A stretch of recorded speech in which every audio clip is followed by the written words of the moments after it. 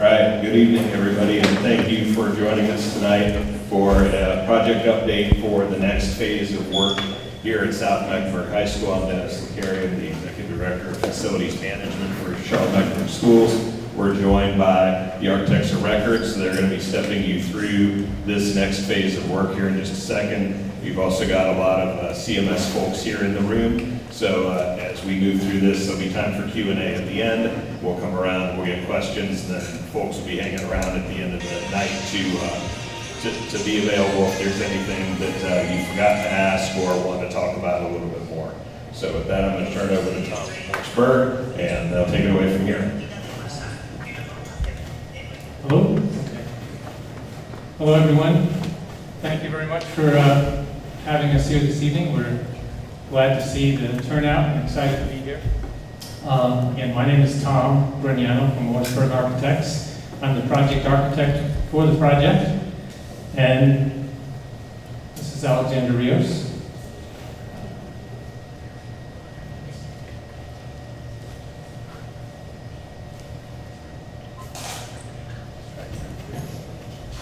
How do you turn it?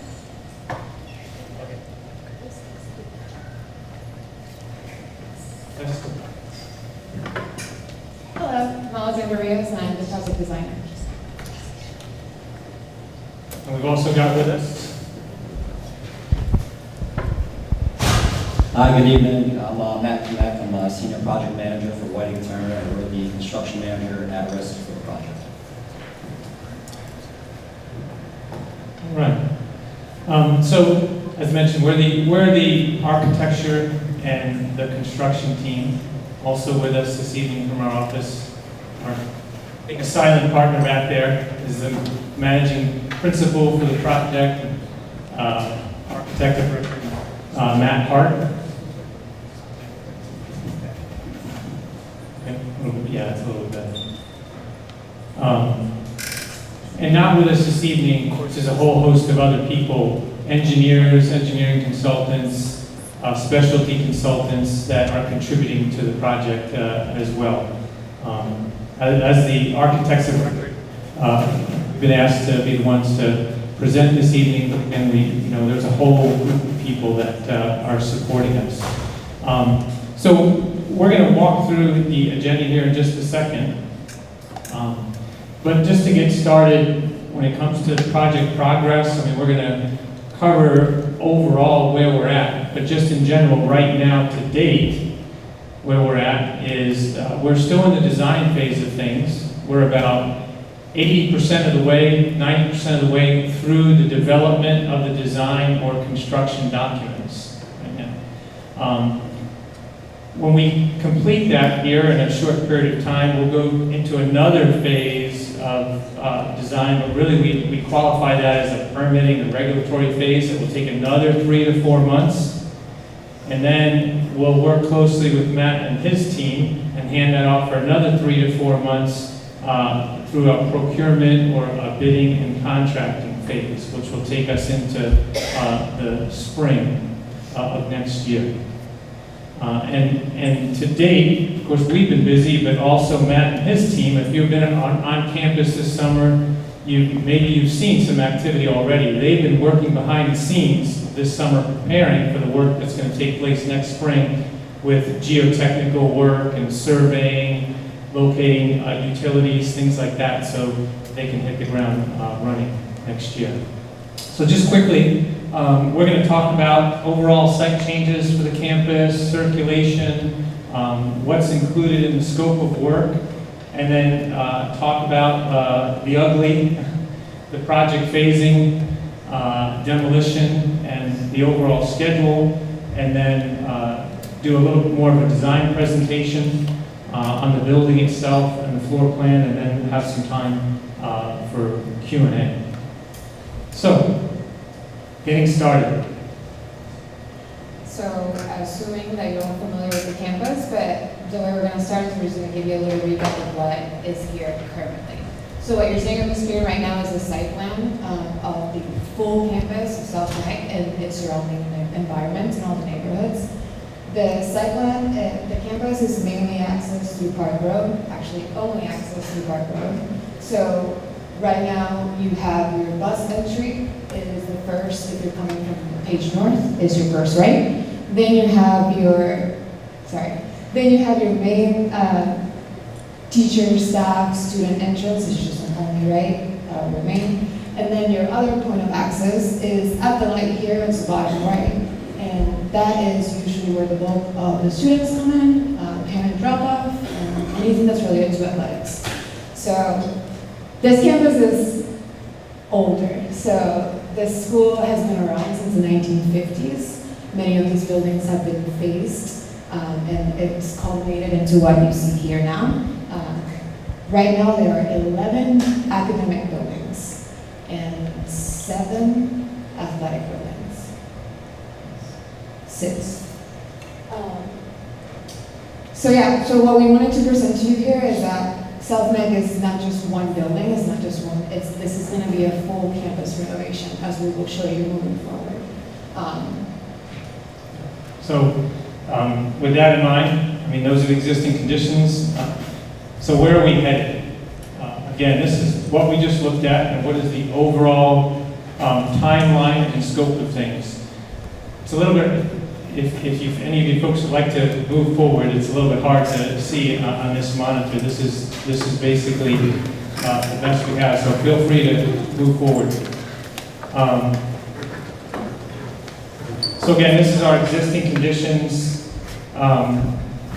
student parking plus staff parking. And this is the consolidation of the finished site plan, a picture of the finished site plan. So this is going to take us from summer of 2025 to the spring of 2028. And just quickly, we'll use this just to go through the overall scope of work, because like with some of you just in general have questions about like what is included in the project overall. So starting here from the left with football, all of these buildings that you see now that are being used for football are going to remain. They're not going to be demolished. However, they're going to be fully renovated, fully gutted and renovated to be in a like new condition. Many of the hardscapes around the track will also be changed. The track itself and all of the field events will all be new. There'll be a new turf field, and then the track itself will be expanded and redone to be 8 lanes, to be more usable if that's the decision for regional events. We're able to do that now. The practice field also will be redone, and we're looking at a turf field for the practice field area. And then to the south here, you can see, and if you compare these two images here, that baseball and softball are going to be totally reconfigured to be in more ideal orientations, and this will be an entirely new complex with all the amenities that would go along with it: dugouts, bleachers, seating areas, public spaces behind that, a new concessions and bathroom dedicated just to baseball, and then the batting pavilion that we know that if any of the baseball folks are here, that we need to respect. So the batting pavilion will remain and also get a little bit of a facelift there.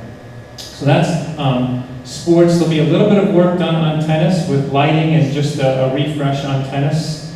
And then of course the main thing is the building itself and the consolidation of the campus from 11 buildings down to this much smaller footprint of the 4 buildings that you see here.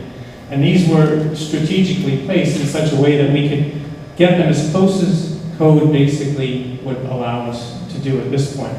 And the 3 remaining buildings that you see here, those were chosen to remain specifically because of, well, they're newer stock. And we don't tear buildings down unless we absolutely have to. And in fact, the state requires that we verify that it's a legitimate reason to tear down a public building. So this F building here, this is what a lot of folks know as the science building. This is the building we're currently in. We refer to it right now as the O building cafeteria, and it'll be expanded. This wall will be blown out, probably go out to that brick wall there to make a larger space for dining. And then there's a project going on right now on Campus X, new classroom building, and that will remain, obviously.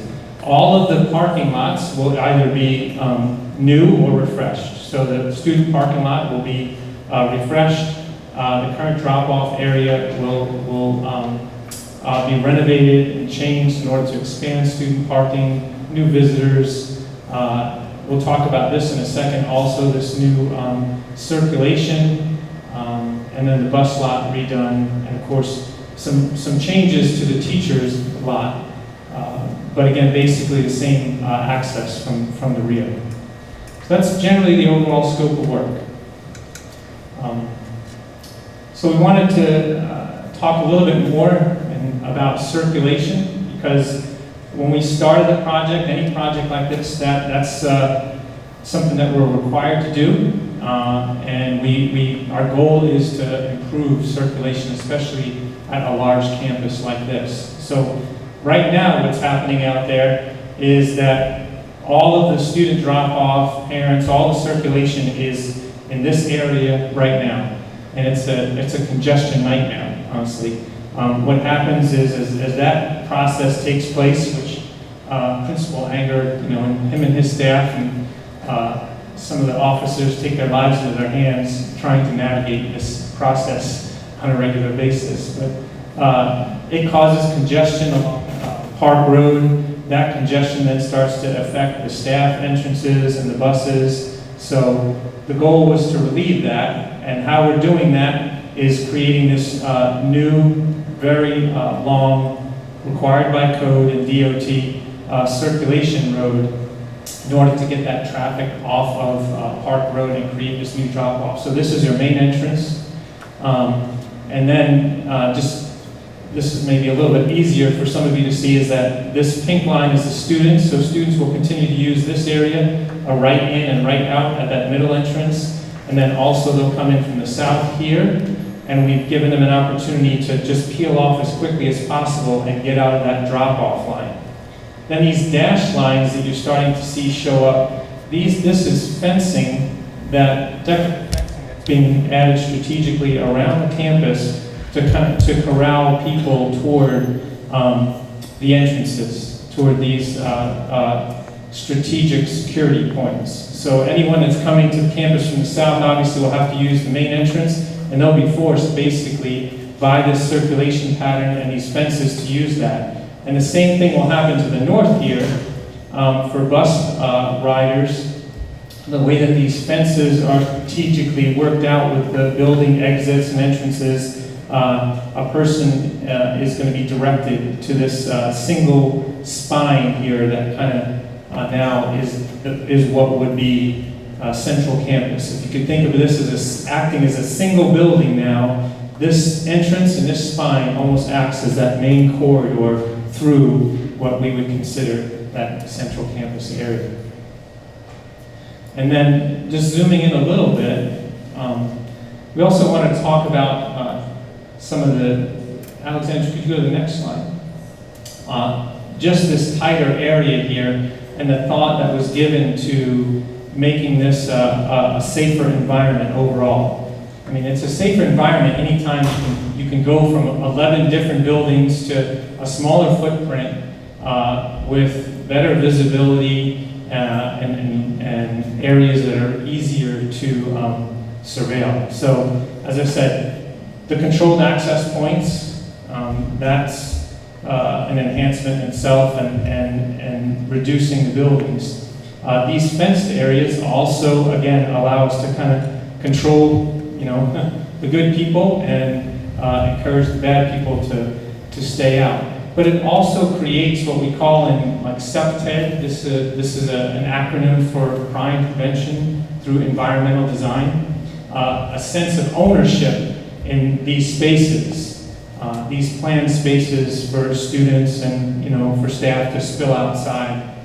Then the other thing that this does, that these blue lines illustrate, is that things are all oriented in such a way that we have very good natural surveillance on campus. Eyes in all different directions. And then also these active spaces that I mentioned Some have asked about the planned outdoor spaces. There are some specific planned outdoor spaces for dining to spill outside, some informal space left here, and more formal kind of outdoor gathering classroom space at the core of the campus here.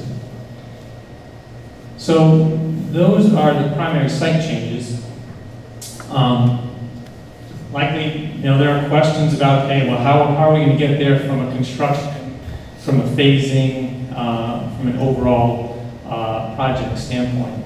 So these next few slides illustrate the timeline on top of what's happening in terms of demolition and phasing. So late next spring, early summer 2025, this first phase of demolition will take place. And that's going to involve the current baseball, softball field area, the road that goes to the staff lot, a portion of that, and then buildings D, K, C, and B in that first phase. So that's summer of 2025. Go to the next slide. I should go back one slide, Alexandra. So what we want to point out here is that in that first phase of demolition, we lose baseball, but for the next fall, we still have football here on campus. Okay? Yeah. While construction is taking place. And then go forward.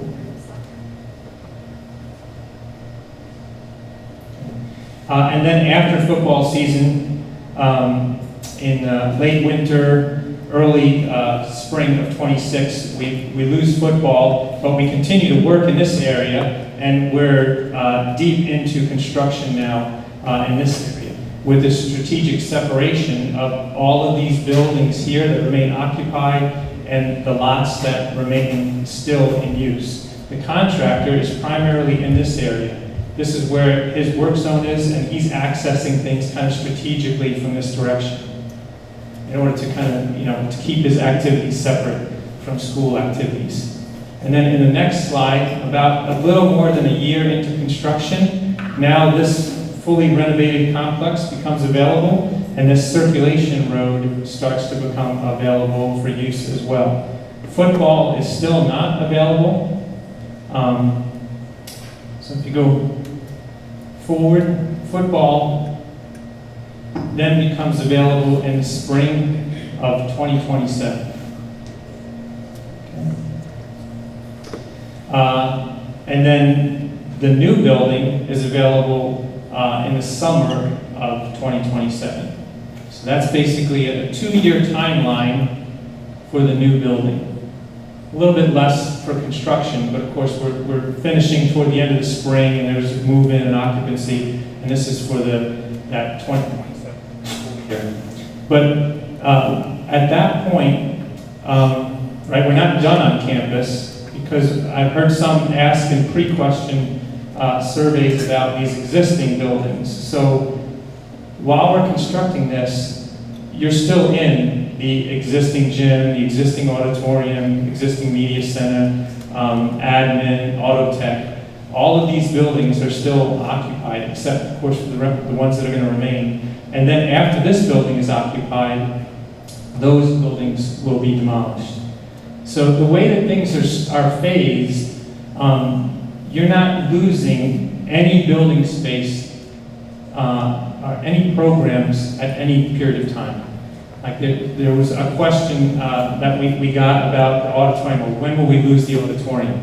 Well, you're never going to lose the auditorium, because it will remain available through construction, and then you'll flip into the new auditorium space, and then that will be demolished. And the same thing with the gym.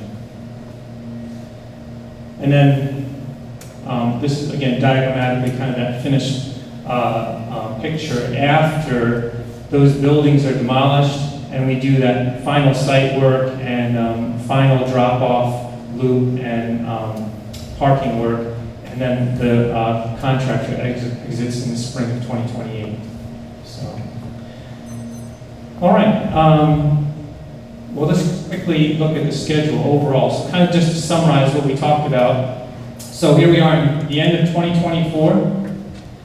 We're finishing up our design period, as I mentioned at the outside, going into our permitting and regulatory phase. Then through the early part of 2025, we'll be in that bidding and contracting phase. In summer, next summer, late spring is when the first phase of demolition will take place. And then, in here is a couple of major milestones we talked about, but then the building occupancy in August 2027, and then continuing with demolition, and then the completion in April 2028. So that's the overall timeline. So we're gonna, get inside the building now and spend a little bit more time on the design of the building itself. Yeah, thanks, Tom. So, now we did an overview of what's happening on the campus overall, but now we spent some time on the actual building replacement. And the purpose of this slide here is to tell you and kind of show you graphically what topography we're dealing with on the site. So you, again, are probably familiar, but if you're on the staff lot, football lot, on that back area, that space is actually roughly over 10 feet, I don't want to say it's South Mecklenburg. It's much lower than the ground at the entrance by Park Road. The ground we're standing on now. Correct, yes. So we're trying to take advantage of this topography change, and kind of what we're doing with this new building is we're treating it, the bottom has almost like a walk-off basement feel when you're in a home. So when you look at the diagram that's on the right here, these are the levels of the building, and the lower level here is what's going to be tucked under and taking advantage of that topography change. The main level is what we're considering is technically your second level, but that is what you as the user would consider your main level first floor. That is what we also behind closed doors are calling the campus level. So this level is the same level that we're standing on right now. And it's the same level that's on the other surrounding buildings that will remain on campus. And then of course there's an upper level because we had to fit some program. So let's go over that. Okay, so we're starting on our main level, what we're calling our campus level. And let me just orient you quickly. All of the diagrams that you've been seeing before have been showing this building true north, is what we call true north. So right now we're showing it project north. So when we start laying out these spaces in 2D on paper, we like to rotate the building so that it's straight. And that's why you're seeing it this way. So right here is that building X that we mentioned is under construction right now and will remain. So going over, sorry, there's a fly on me. So going over the program spaces, another thing that you're not seeing here, we're kind of giving you a nice polished finished product. But what you didn't see is that at the beginning of this project, we went through an extensive programming exercise where we determined the exact spaces that will be on this building. Especially because there's already a lot of programmatic space that will remain on those 3 existing buildings that are on campus.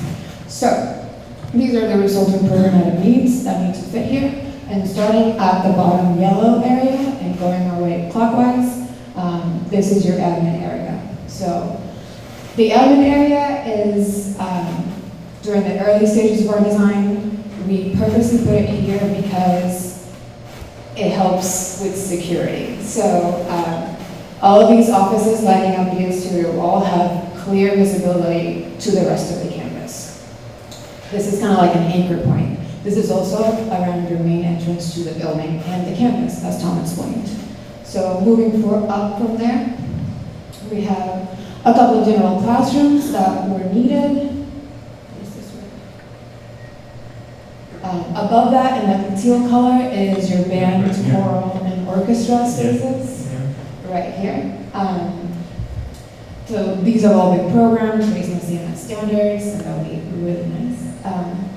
On the purple color here is your brand new auditorium and theater arts department. When I say theater arts, that's your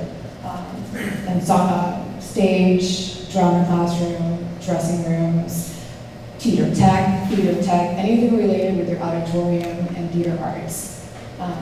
On the green, of course, Your big spaces are your gyms. So we will have now 2 gyms here at South Meck, and we will comply with the CMS standard. Right now, there's only 1 gym.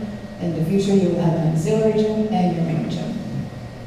What you don't see, or like you can't tell because there's no labels, but all these other extra spaces back here are your locker rooms, your athletic locker rooms, your PE locker rooms, your coaches' offices, your health ed rooms, weight room, anything related with athletics and PE. Moving along here, South Meck, as we've learned so much about the school as we're working on this project, is a big school on culinary arts in the CTE program. So we will now have 2 equal state-of-the-art full kitchens with their associated lecture halls next door here. Again, really excited about it. It's coming out real nice. And then at the bottom here, you see a couple of extra, like 2D media art spaces and teacher support spaces that were required for the campus. Something that's really cool here, and we'll talk about it more as we show more images of the building, is this nice spine that's happening here. And when Tom talked about site security and that corridor, this kind of lines up with that and the whole site as a whole. Yeah, just for orientation again, say this is that spine that I talked about is oriented right here along this portion of the building. And that's the main entrance, new drop off, and the bus parking lot, and that security entrance for buses is in this direction.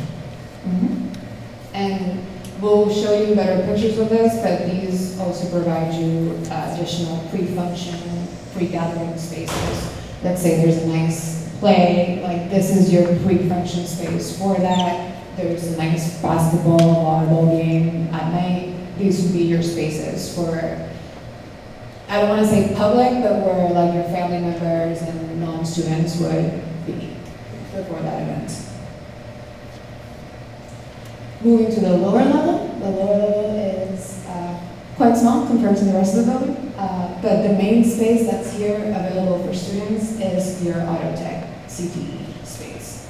South Meck is also great, has a great auto tech program, and we are going to continue that moving forward. We are providing a nice brand new garage with their associated 2 lecture spaces for this program, and then the rest of the stuff that you're seeing here is support. What does that mean? That means electrical rooms, mechanical rooms, anything that the building needs support-wise to work. So,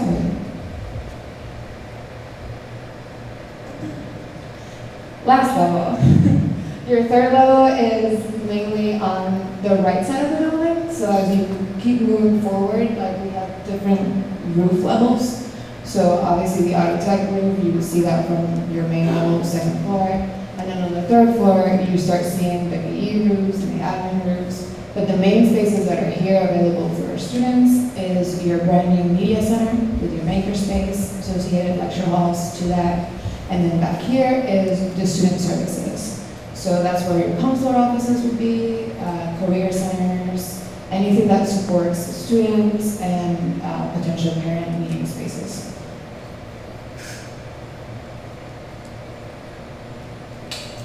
I think this next slide brings the whole picture together in one of those renderings that we just got a sneak peek of. So this is looking at that entire campus complex. We call this just the school, right? As a group, the school, with the main entrance here and that drop off here and that central campus here. This is the new building, the tall 2-story entrance. Kind of that lobby corridor that goes along the edge with the clear story windows above for natural light and opportunities, again, for nice branding. And we know that folks are fond of the history of the building and the SM and the various South Mecks over the decades. So, this will be a nice opportunity for that. And then as we come around to that kind of central campus area, this is that nice area that will be planned for student gathering spaces, more formal outdoor classroom, but also an opportunity for pre-function gathering, like Alexandra mentioned, and that's that two-story lobby space for the gymnasium. And then you see the other buildings that are beyond. This is kind of coming around the back. If we're looking at the rear of the building with that topography again, and this is the building continuing toward the art spaces, music art spaces, this nice illuminated two-story, easily identifiable staircase for teacher and staff as they come around to the rear, and then that auto tech space in the rear.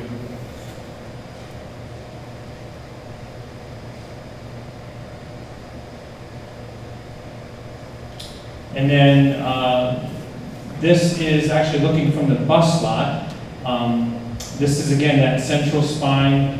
This is the current building that's being built, and this is just a view from the bus lot to just give you an idea of how that fencing is going to be strategically used, along with an evolved unit that can be placed at a security checkpoint for bus riders as they come in from this direction. That way, again, as if this were functioning as a single building, you've got two planned security points at either end of the building.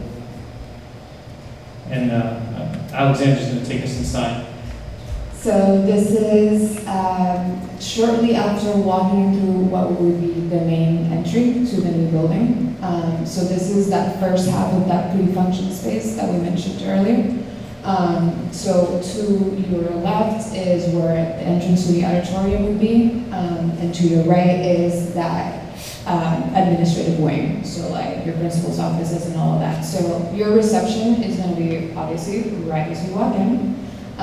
This space is intended to be this welcoming double height. We can see it works for circulation purposes through day to day. There also could be programmed as an event space in conjunction with displays or any events that would happen in the school.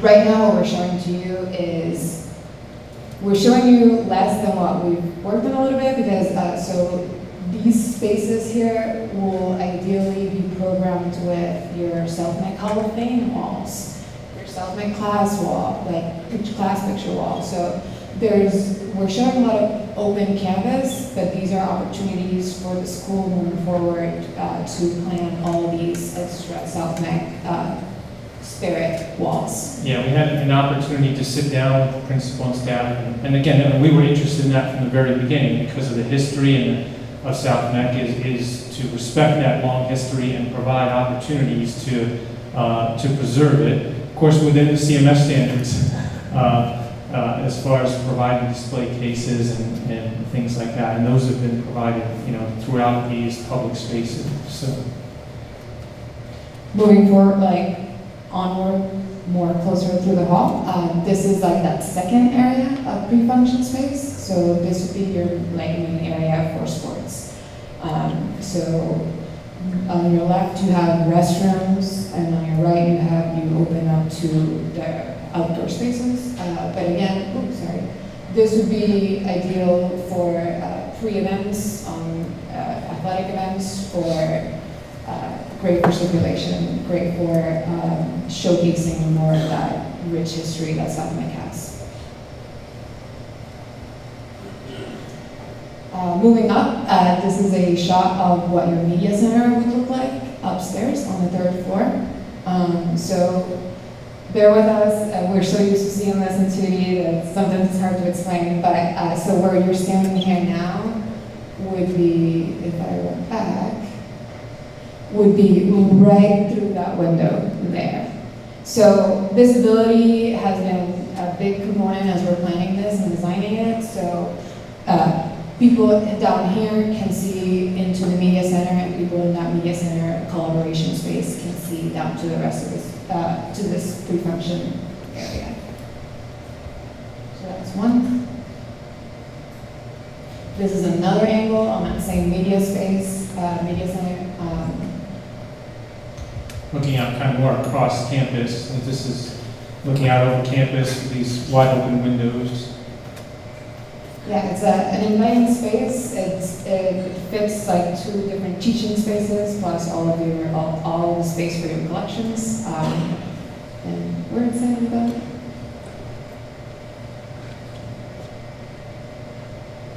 And then this is an idea of what your new theater would look like. Right now, we are focused on making sure we are providing you the actual things you need before we go on it. But so we're keeping it very simple so far. We want you to focus on what's happening on stage rather than around you. And like the intent is to make most of the back of the auditorium, you can't see it on this view, kind of disappear as you're immersed into what's happening on stage. And it's a little bit more, as far as the finish is a little bit simpler like most theaters are, and focusing on the event itself. I mean, as you saw in all the other images and here, a lot of use of school colors, and this is an opportunity to just kind of tone things down a little bit. So. And then this is coming back outside. Again, if we approached at night, the nice thing about that wall is a beautiful opportunity for the illumination of that wall and to use what we're calling the spirit right above for some nice graphics to celebrate. So that's it. Perhaps. Yeah. So as we move into Q&A, Mike Higgins, who's our senior design manager, will walk around with microphones so that everybody else can hear your questions. So if there's a question anybody has, please raise your hand. Mike will come around to you, and one of us will field it. John.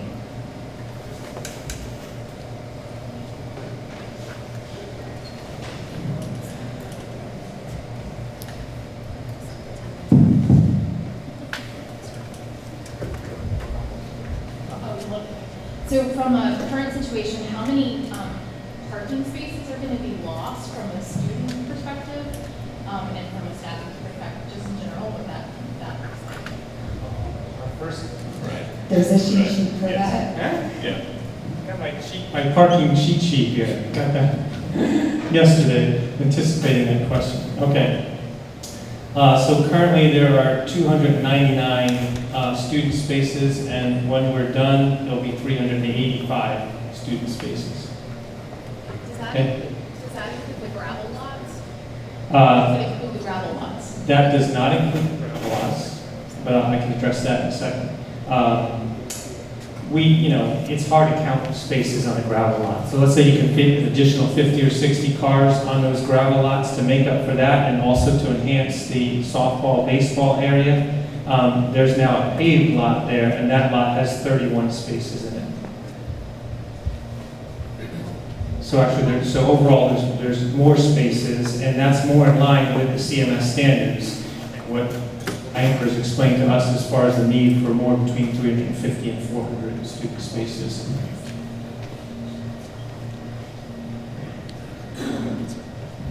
Oh yeah, so during construction, are those spots on there? This will follow up to that, but I have a different question.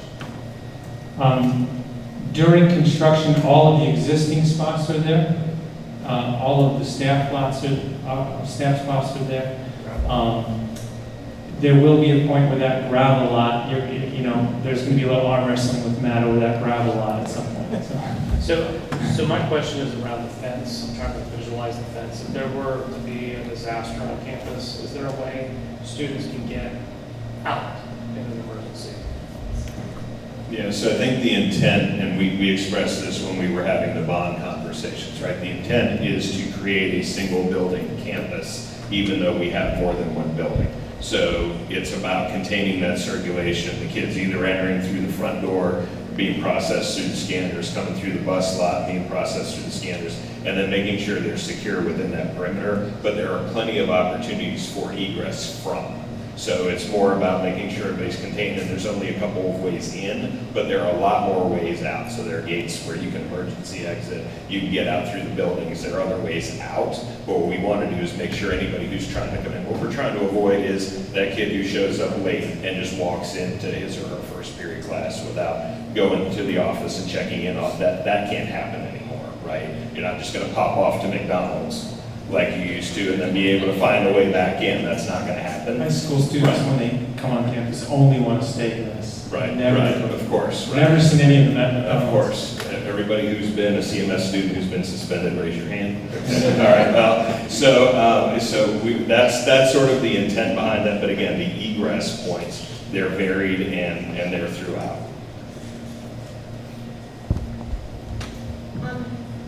Could we go back to the slide with the before and after, if that's possible?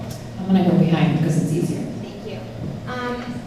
I have 2 questions. One's about the fence. What does it look like? Does it look like the schematic, or will it be higher, or will it be see-through? Does that make sense? Yeah, I think there was an image of the fence, and this is where we throw out our disclaimer when it comes to renderings, and that we don't take renderings too literally. The fence it's a conceptual idea in terms of what the fence would look like. I mean, there's transparency to it. It's a decorative fence. We haven't specified the final fence yet, but you know, it's between 4 and 5 feet tall, depending on the grades, and it's something that you can visually see through. We're not talking about an opaque or solid fence. And just to follow up on this gentleman's question, that we have to treat that fence as architects just like we treat the building. So the same egress that we provide out of the building with exit signs, and panic bars, and everything have to translate to that fence. And my next question, this might be an athletics question. With the slide showing the loss of that practice facility essentially, kind of in between softball and baseball. Yes, so that's a heavily used lot. What will happen to those sports that use that for, it's soccer and lacrosse. What will happen to those sports? And where will they practice? Okay. There will be, after we're done, this area here, next to baseball, will be similar in size to this area right here. Okay. So that will remain available as a grass area. But the nice thing about the renovation is that this field is going to be a turf field now, and this is going to be a turf field now. So that allows for a lot more versatility in terms of sports. You know, whatever, we can change the color stripe when we need to. So. When you say turf, you mean synthetic? Right? Synthetic, yeah. Threw me too when we started talking about it.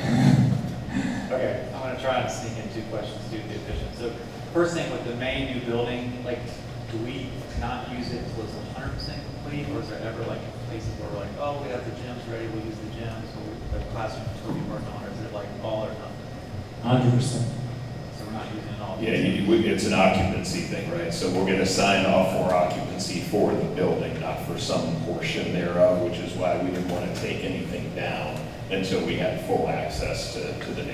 Okay. Second question, so obviously this is like insanely complex, right? Like, I would not want to be involved in this is hard. My job is really easy.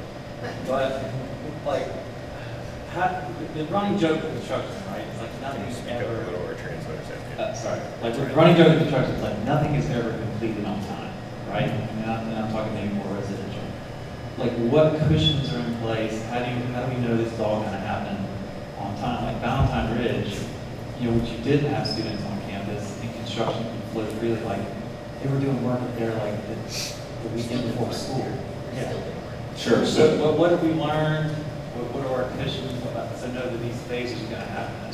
So there's a couple of different pieces and parts to that, right? So the first piece is the Project X is absolutely, it's a little ahead of schedule. They're doing floors and ceilings inside that building right now. And we're supposed to deliver that in January, right, of 2025. So we know we can do things. The Valentine Ridge was complicated by a rezoning that slowed us down. And we actually took 3 months out of the construction schedule and delivered that school on time.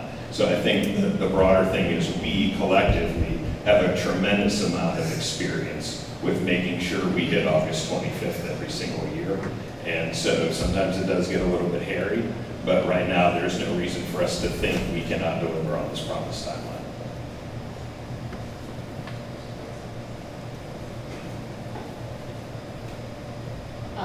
First question, on the fence thing, why are we lopping off that green space? Why is that not included in the inside of the campus? And then my second question will be probably for you, but athletics, where will our athletics be while our fields are in construction? Sure, so I think there's two different pieces and parts. So again, we're trying to make sure that the students are contained. So think about if you go to Palisades, if you go to Valentine Ridge, if you go to West Charlotte, they're within a single building the whole time. There's not really the opportunity or encouragement for things to happen beyond the security of those walls. And so this is one of those areas that's sort of, out there and on the other side of the building, if you would think about it from that sort of standpoint. We do have access areas within the courtyards and other things, but this then becomes an invitation for people to maybe try and find a way on or off the campus, right? So we're trying to think of it from that standpoint. So our approach right now and our thought right now is that because we don't have any of the regional athletic facilities constructed yet, that E.E. Waddell would be your home site for your games. So for any one of the sports that need to be played, and we're going to do some things over there to make sure that it's playable and good and ready for South Met for the duration of those uses.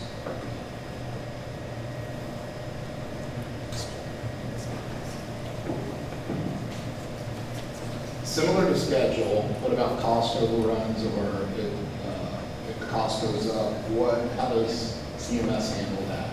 So first of all, thank you everybody who voted for this bond, right? And so we all know we've been working out here since 2007, and this has been a process. I would say, we have, I'm going to get on my soapbox for just a second. So if you've heard this from me before, and a lot of you have, boards of education in the state of North Carolina don't have taxing or funding authority. We get $12 million a year from the North Carolina Education Lottery, so you need to buy more scratch-off cards. And the state hasn't issued a bond for schools since 1997. We get no money from the federal government for construction. So we're 100% reliant on Mecklenburg County to approve our school funding, and they make us ask the voters for that money first. So thank you, first of all, for approving this bond issuance and allowing us to do this work.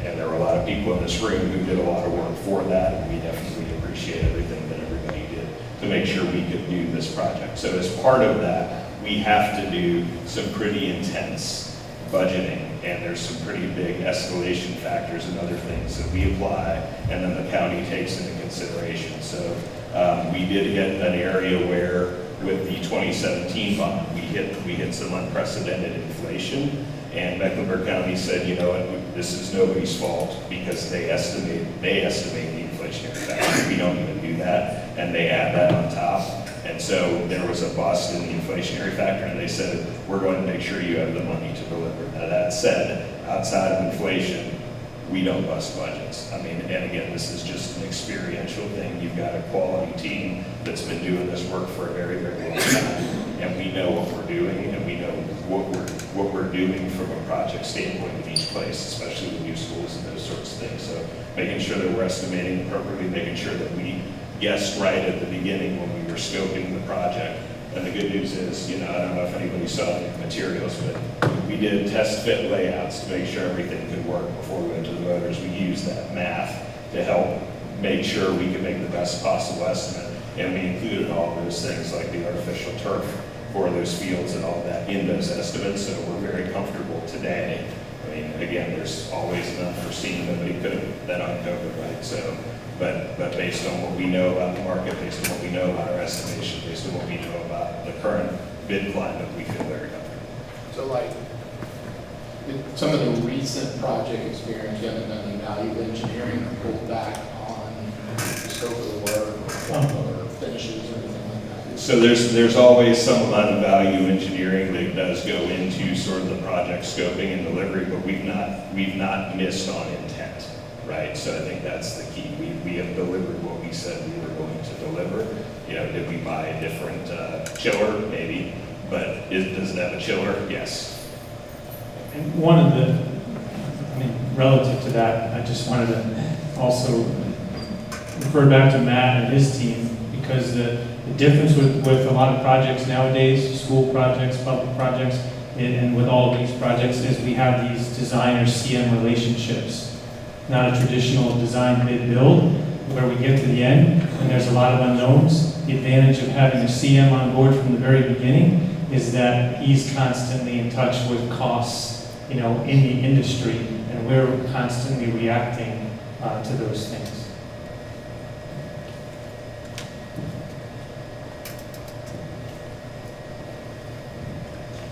What is the student capacity for the final school, and how does it compare to what the capacity is right now? So it's a 2,500 student capacity building, 100 classrooms. That's our standard, that's what we build to. I think we're right at 2,500 students this year at South Meck after Valentine Ridge opened, and we look to lose another couple hundred students as that choice burns off for the juniors who chose to remain where they were. We're making sure, again, that we're in line with our standard. We don't ever want to build in a huge number of students, right? I mean, people say, why don't you just add on? Well, you don't want a 5,000 student high school. That's too much for one human being to run. If the baseball team doesn't get any bigger, the yearbook club, the play, rural roster doesn't get any bigger, so you start disenfranchising students at a certain point. You can't participate in sports because nobody else is that size. So our goal is to make sure we're building schools of a certain size and then getting them relief as they need. So that's where Valentine Ridge came into play.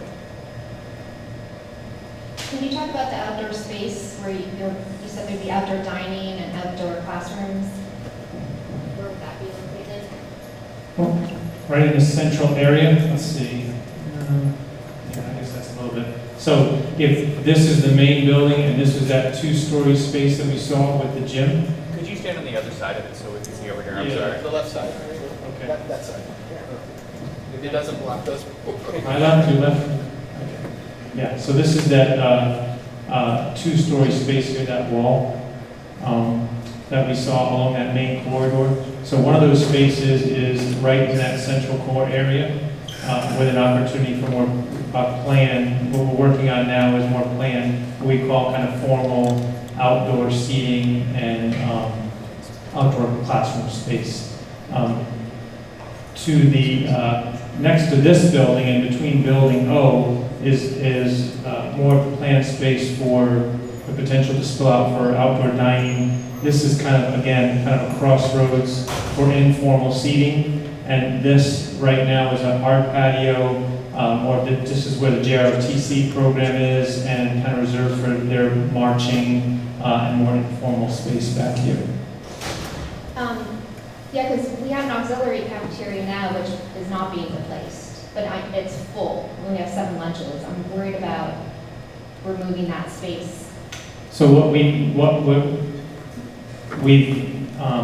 used, like current standards, school standards, population, and taken this dining room into account, and then added what we needed to account for that population with the expansion of this dining room. So the space that you're talking, so the space that you're talking about is going to go into that expansion. Okay. That was a long way to say, a long way to say we're going to expand this room. We're making this bigger. Yes. Just the cafeteria. Yes. I have 2 questions.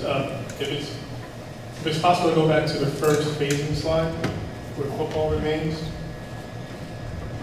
And my question has to do with where Whiting Turner is going to be and access to the football. It seems like that's going to be cross-pollination during football season. How is that going to be handled?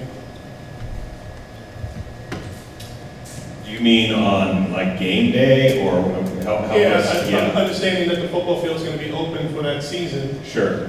but we got Whiting Turner to the practice field.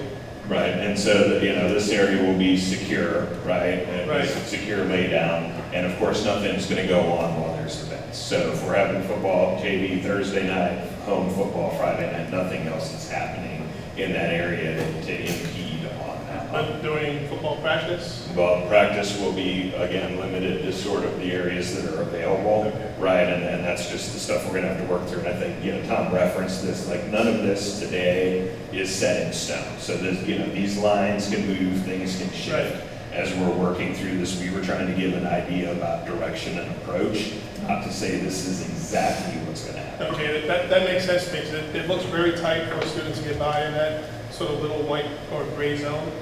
And the parking next to the football seems half of what it is today for that event. So Yeah. I understand it's a work in It's progress. diagrammatic, it's just to basically Right. say like, this is the area we're going to take.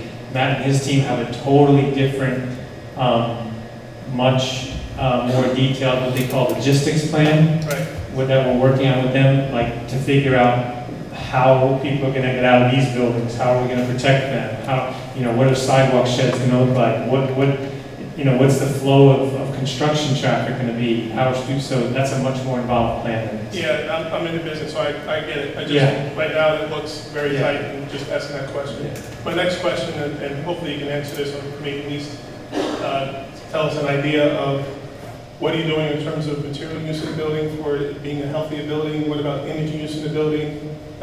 And how we're making it a better building, not just doing what we've done in the past? Yeah, good question. CMS's standards are some of the best standards in terms of HVAC systems to begin with.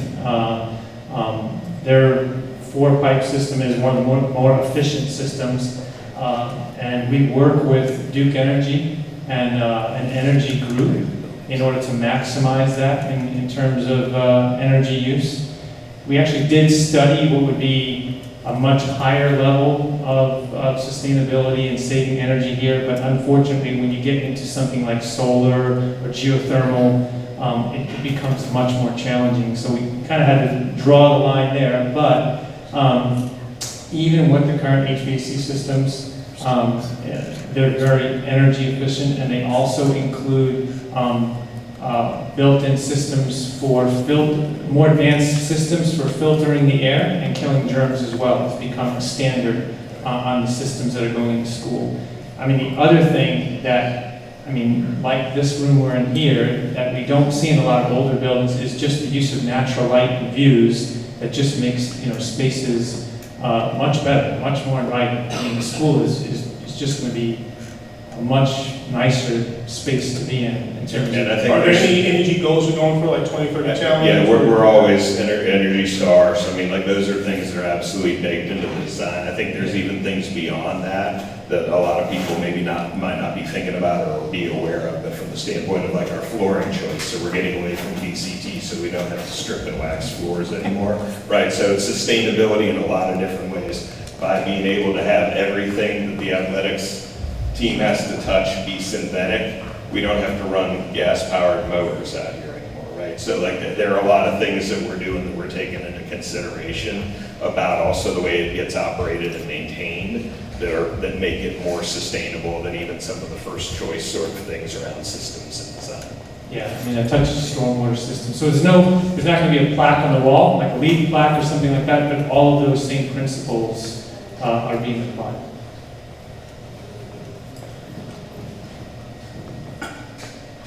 So I have a freshman now who will be a senior before this project is finished, it looks like.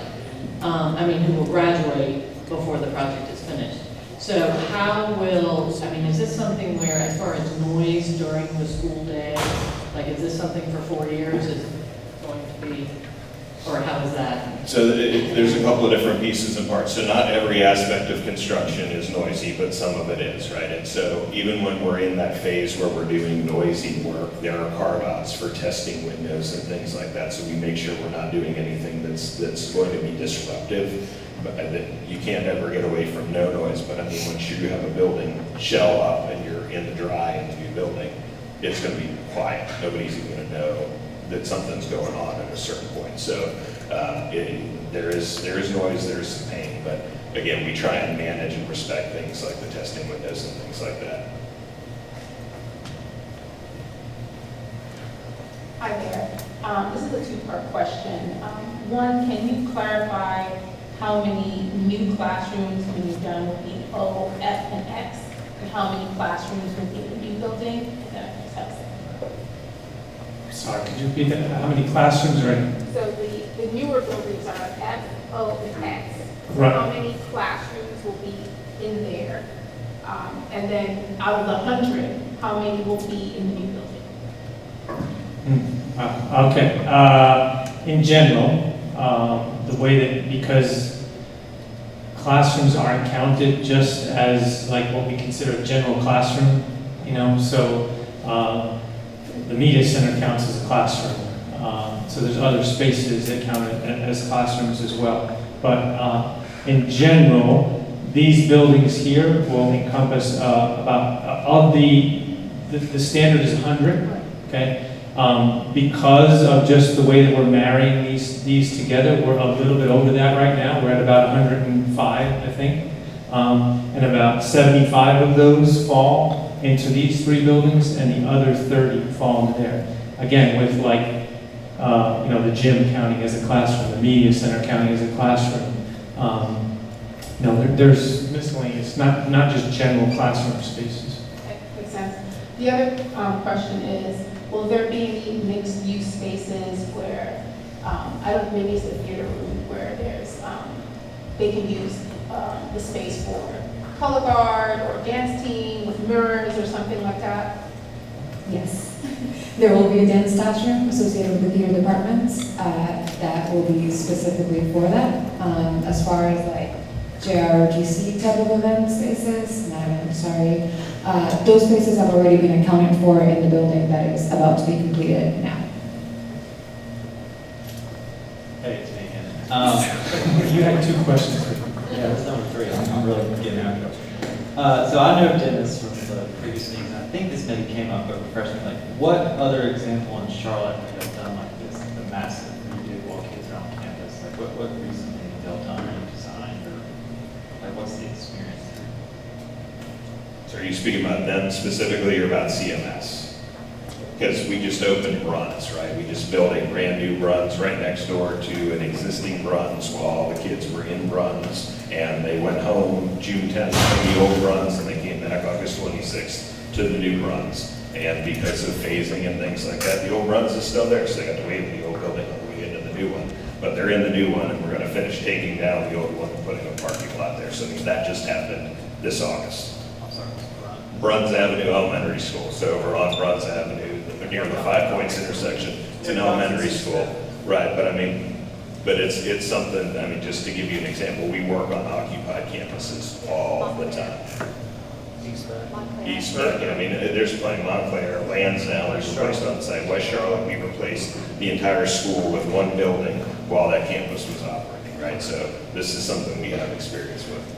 We did one of the more complicated projects ever in the school system's history, 14 different phases while the school was occupied. Each of those phases came online progressively. Yep. This kind of ties into her question just a minute ago about the classrooms, educational spaces. Do you know what the current count is for the buildings that are in use now?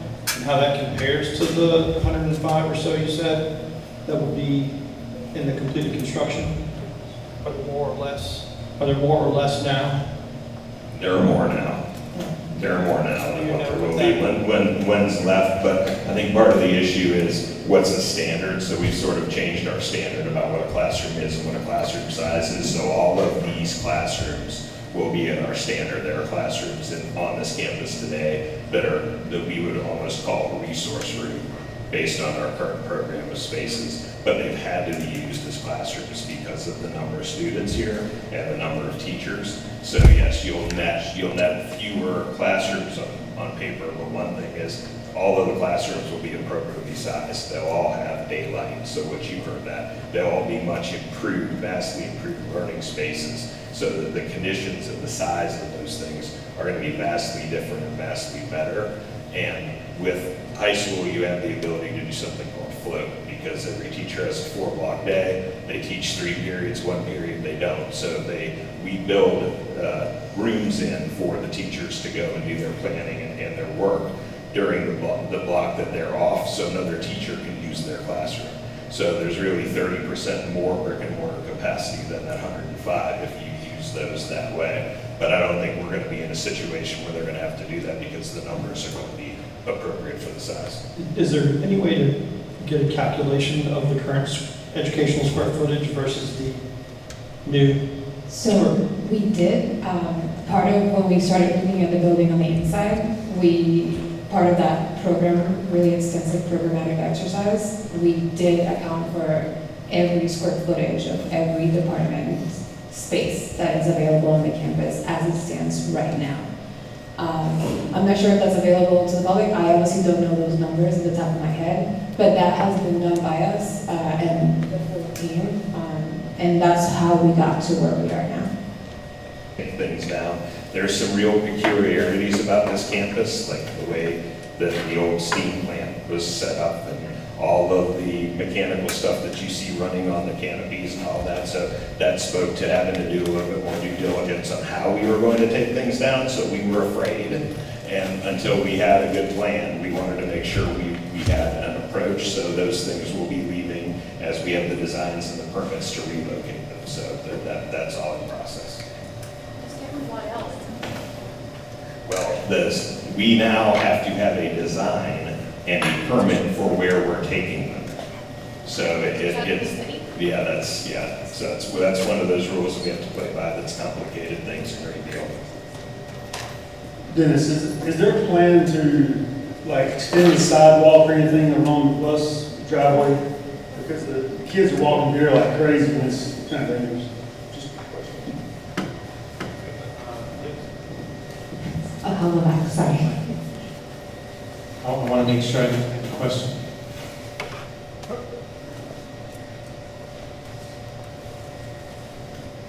So basically from O, right out here, right, the sidewalk stops, yet kids are coming off of Park Road to enter from the bus lot, right? So they're crossing over here and they're walking as buses are coming in, as teachers are coming in. It's dark in the morning. It's not good. Where buses come in. Right, So we're right, talking- yeah, so yes, the sidewalk here is going to continue along the bus lot and then down the side of the bus lot, and then we'll have a crosswalk pedestrian connection that will allow easier connection to the public sidewalk. So since this just still the design phase, can we throw in a pool? Absolutely. Right in that green space, right in the front. We love design pools. We need one. Sorry, no, but we appreciate it because we can't operate and maintain them. They're a huge challenge for us as a district, and they consume an enormous amount of resources. And But like, why did Palisades get one and we? I wasn't here. I made the mistake and went to work for Mecklenburg County for a few years, but I'm back. No pool. Sorry. I don't know if you guys can answer this question, but if Waddell becomes the home school, the home site, field site for athletics, how will students get to Waddell? It's 8 miles away, 15 minutes right now.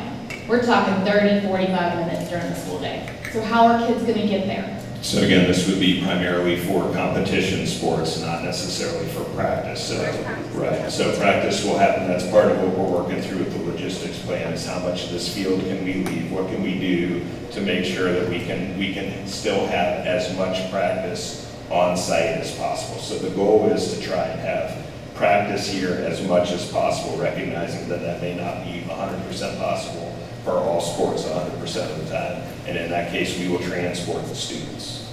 So we will absolutely do that. So it's something, again, we had to do it by Charlotte, right? So again, this is not something that we've never done before. We will provide the transportation so that we can get the kids where they need to go for practice to the extent that we have to be off campus for practice. And then you're just using the Waddell facilities really primarily as your stadium, so that you're not sharing a facility with another high school. Hi again. I guess all my questions are two parts. So I understand trying to maintain a safe perimeter, but that green space, which looks huge, looks as big as the new building, is CMS land, correct?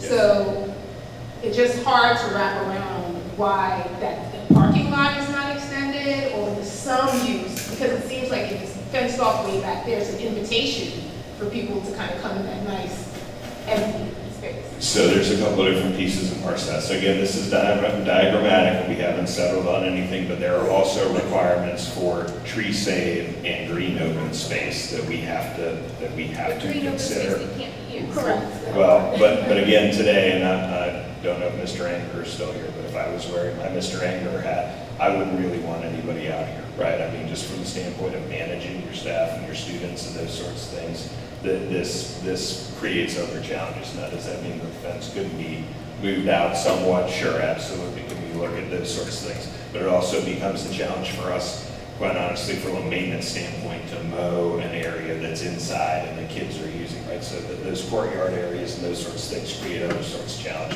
from an operation and maintenance standpoint too. And I think I heard someone mention specific letter building. Pardon me, because I have freshmen, so the letters, I'm still wrapping my head around. I believe the language magnet is in the D building. Where are they moving and when are they moving? Yes. Yes. No, it's gonna be torn down, so then. So where are they going to go?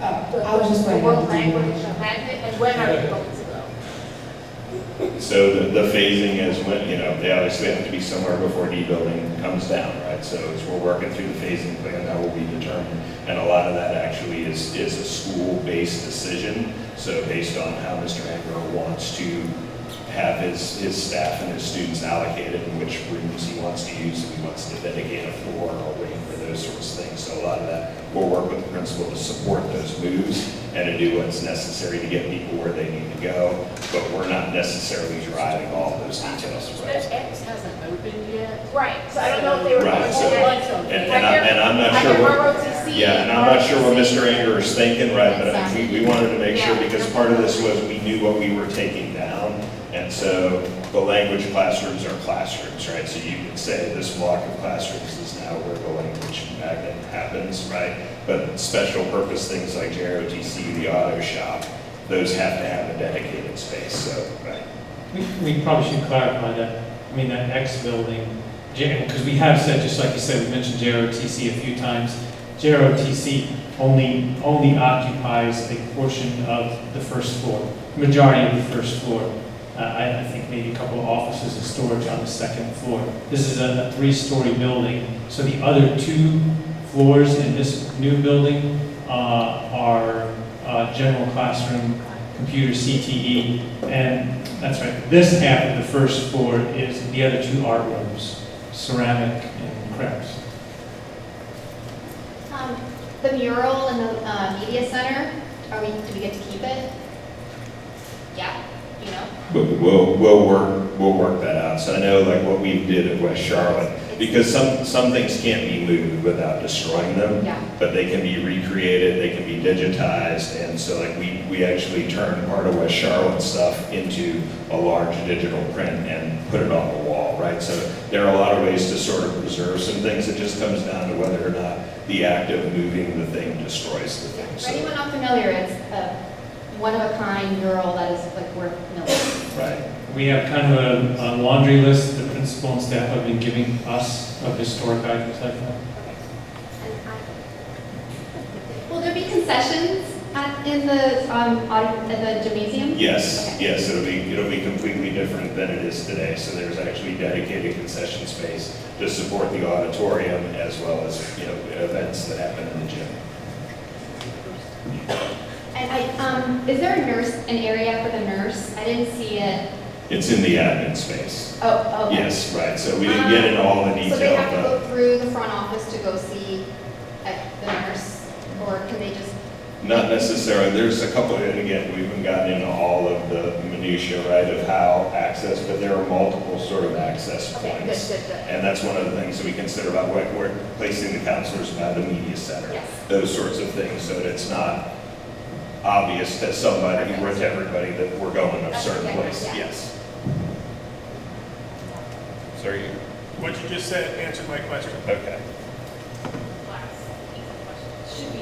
All right, well, we'll take an easy one. Will this presentation be available online at CMS? Same question. It will not only just be available, but we're recording it. So you'll have the presentation and you'll actually have all of this. So we're recording 100% of this and it'll be available. And if we show the good slide with all the information, how people can get to the social media, please by all means follow us. Go to the CMS Bond Construction website and keep track of the project as we're moving. We have cameras up so you'll be able to watch what's going on in real time from anywhere.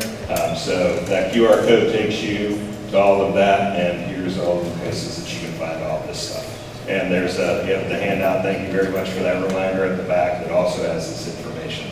So take the last question here, and then after that we'll hang out. Will there be other project updates in person? Yes. And when can we expect the next one milestone? Sure. So as we move through the design process, we'll be back with other meetings and other conversations. So as we flesh things out and we take turns through the design process, we will be back and we'll have updates as we move through the project as well to make sure people know that we're on track. So I don't have a date certain today, but know that we intend to come back in the next 3 to 6 months, an update on where we are with design and all those sorts of things, and then just be on the cadence for the project going forward. And again, you don't have my cell phone number, everybody else does. So people can always feel free to call me or email me if you want to talk through any of this, and the website's a great source of information as well. So with that, I want to thank everybody so much for coming out tonight. Please pass on what you've heard. If you got any questions, let us know. Thanks.